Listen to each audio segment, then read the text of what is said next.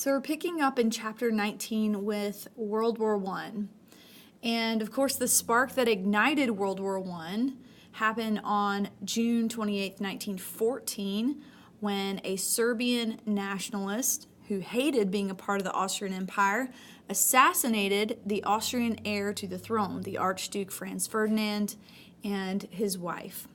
And he was angry because the Austrians had seized the Balkan territories, which had heavy Serbian populations, and they were forced to be a part of this empire that they really had no part of.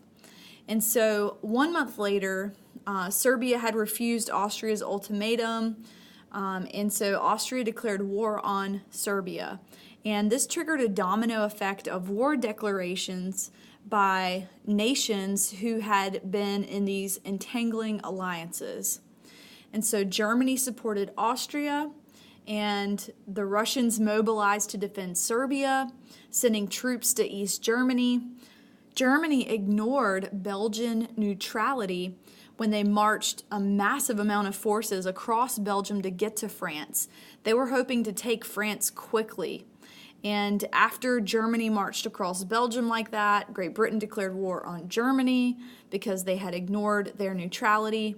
And then by November of 1914, the Ottomans had joined the war on the side of Germany, and the Italians, who had previously been allied with Germany, switched sides and joined the Allies in 1915. And so this alliance system that had been put into place by German Chancellor Otto von Bismarck, which was intended to prevent wars, actually turned this conflict into a world war. So a stalemate from the start. At this point in time, we're talking about 1914 to 1918. That's our years for World War I. Important dates to remember. You need to know those. But at this point in time, Europe had not been enveloped in war since the Napoleonic Wars about 99 years prior to this. And despite all of the armaments, none of these nations were really ready for war, militarily nor psychologically. The Germans, who were thinking they were going to get in, get out, have a quick victory, did not achieve one. And so they sort of settled down into this trench warfare that resulted in a long, costly war. And this pattern was set in the Second Battle of the Marne in northeastern France. And each side just kept extending their lines until there was a 400-mile front. And so each side hid in the trenches. They had barbed wire, machine guns, artillery, and the attacks really consisted of going over top of the trenches. This is where the term over the top, or the expression over the top, comes from. It comes from this kind of warfare. And then in addition, Germany later introduced poisonous gases that killed thousands. There were tanks, airplanes, aerial bombing for the first time that took many lives as well. And all of this was captured in a novel, All is Quiet on the Western Front by Enrique Maria Remarque. And this novel really just captures the horrors of trench warfare. Another thing that became really popular during this time was prosthetics, and they were invented to replace lost limbs and body parts. And so this type of warfare was extremely costly with almost no gains in land.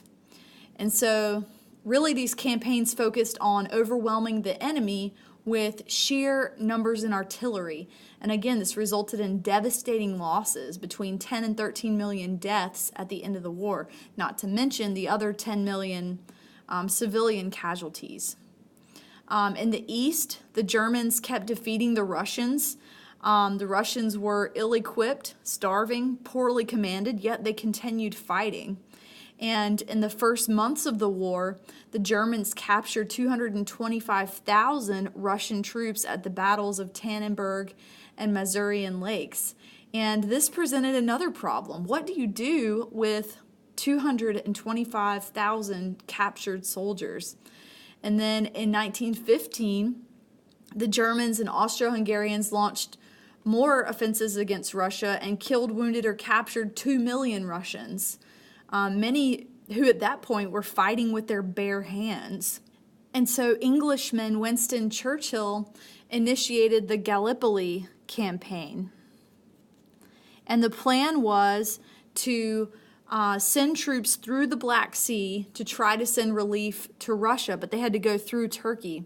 And it was unsuccessful, caused lots of Allied losses as the Turks held them off. And Churchill was forced to resign. He actually went to the front lines after that. The British then attacked the Ottomans by siding with the Arabs in Arabia and Palestine against the Ottomans. You may have heard of Lawrence of Arabia, or Colonel T.E. Lawrence, but he took charge of the insurrection, and with the pressure of the Arabs against the Turks, General Allenby was able to capture Jerusalem and Damascus from the Ottomans. And so the Ottomans ended up suing for peace in October of 1918, about a month before the Germans would follow suit. And so in the meantime, the British and the French took German, African, and Asian colonies. In May of 1915, the British passenger liner, the Lusitania, was torpedoed by a German U-boat and right off the coast of Ireland. 1,200 passengers were killed, about 128 Americans on that ship. And really this inclined the Americans toward the Allies, although at that point Woodrow Wilson was not ready to declare war on Germany because it wasn't an American ship, it was a British ship. So the two events that brought the United States into the war, the first took place in January of 1917. Arthur Zimmermann, who was Germany's foreign minister, sent a secret telegram to the German ambassador in Mexico City to offer Mexico their lost lands. So Texas, New Mexico, and Arizona, if they would join on the side of the Central Powers. And this was intercepted by British spies and reported to U.S. officials. Another thing that happened was that Germany announced that they would begin unrestricted submarine warfare in January of 1917. In essence, they would sink on sight all merchant ships. And so, for these two reasons, the United States declared war on Germany in April of 1917. And of course, the war ended just a year later. So the American contribution was brief, and it took like 6 months to even get them over to Europe. But it was decisive. The American entrance into this war ensured an Allied victory.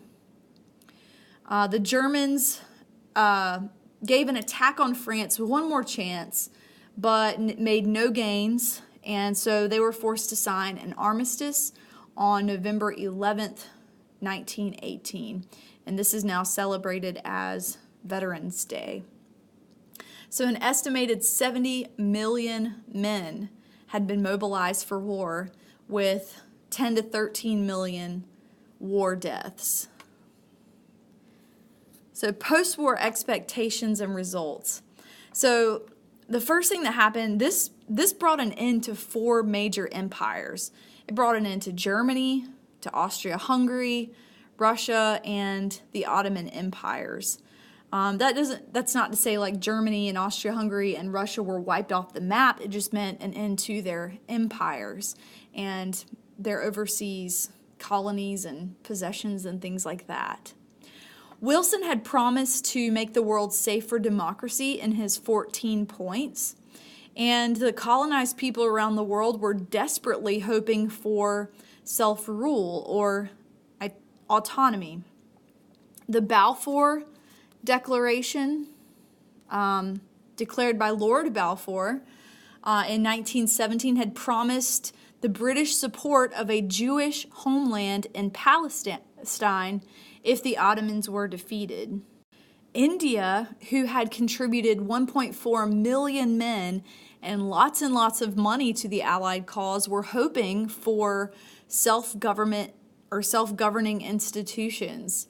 And there were many ethnic minorities who were hoping for independent states like the Estonians, the Latvians, the Czechs, the Slavs, the Lithuanians, all in Eastern Europe. women in the West were hoping for the right to vote at the conclusion of the war. And that actually happened. In 1918, Great Britain gave women over 30 the right to vote. And then in 1927, women 21 and over in Great Britain could vote. And in 1920, all U.S. women over 21 could vote. So the Paris Peace Settlements, what did that look like? So there were 32 nations that were invited to the peace conference in Paris in 1919. The most critical negotiators were the United States, Great Britain, and France. And so this is basically what happened. 4 new states were carved out of Russia, which made some of these Eastern Europeans really happy. Poland was put back on the map. It had completely disappeared and had been dismembered. Estonia, Latvia, and Lithuania, all of those became new states. Finland claimed their independence. Austria-Hungary dissolved into 2 separate nations, Austria and Hungary. Czechoslovakia and Yugoslavia were created from former territories. The Ottoman Empire completely dissolved into what is now, or what is just Turkey, and their capital still Istanbul. Romania and Greece gained land. 4 new Arab nations were created: Syria, Lebanon, Iraq, and Palestine. The Jews would not get their homeland just yet, not till 1948. Germany's colonies were divided up among Great Britain and France, and they had to give Alsace-Lorraine back to France, which had been taken by the Germans in the Franco-Prussian War, instigated by Otto von Bismarck. So they had to give that back. Also, the Treaty of Versailles said Germany had to reduce arms, they had to give up their territories, they had to claim responsibility for the war or give an admission of guilt, say that it was their fault, and then they had to pay heavy reparations, mostly to France and Great Britain. And that would do a number on them financially.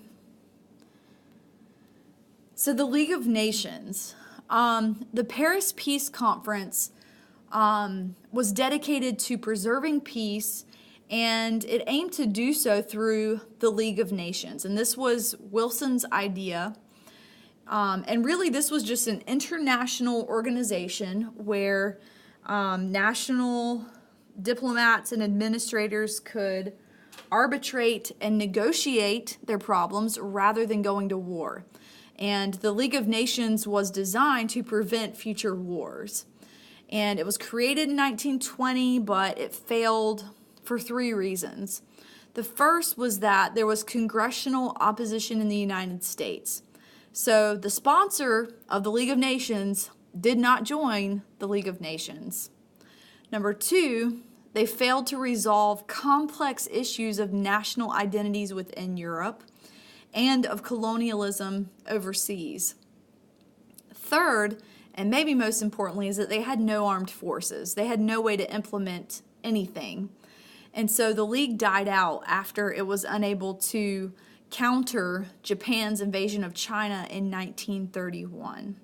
At its height, there were about 58 nations, but again, the United States never even joined.